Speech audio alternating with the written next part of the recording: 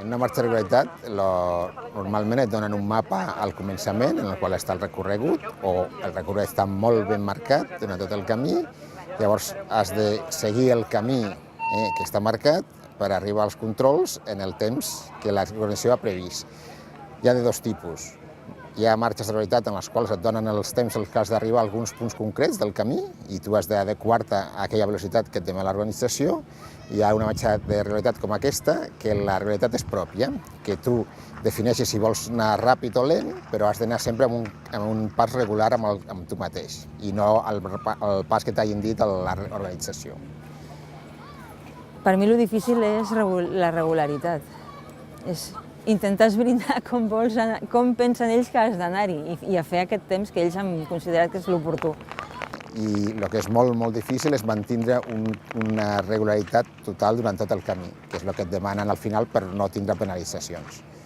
Per controlar-te el temps, les organitzacions et donen un temps que tens que estar aturat en el control, que pot ser 1 minut, 2 minuts, i allà tu mateix has de controlar el temps per sortir quan hi hagi passat el minut, perquè si no al proper control arribaràs 1 minut abans i penalitzaràs, perquè penalitzes tant arribis tard com arribis d'hora, has d'arribar en el temps marcat per l'organització.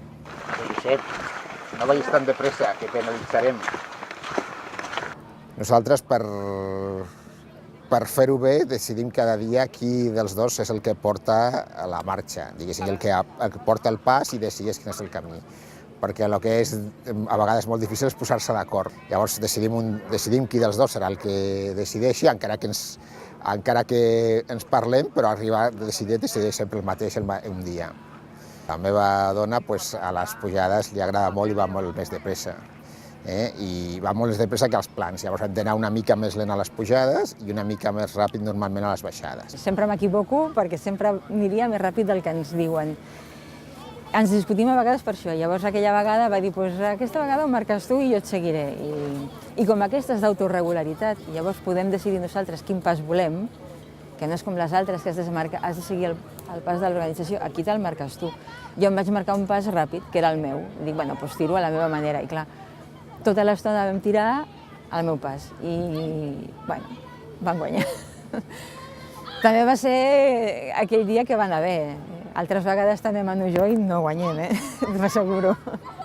Lo bo, lo raonable és que penalitzis en el 50% dels controls d'1 minut. Si amb això, millor guanyes la marxa.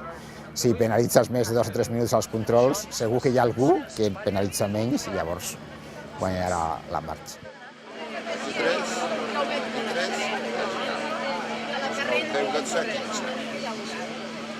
15 de penalització. Va anar massa ràpid. Massa ràpid. Massa ràpid. Sí, massa ràpid. Massa ràpid. Ara hem d'esperar a veure quins són els temps dels altres, a veure en quina posició estem.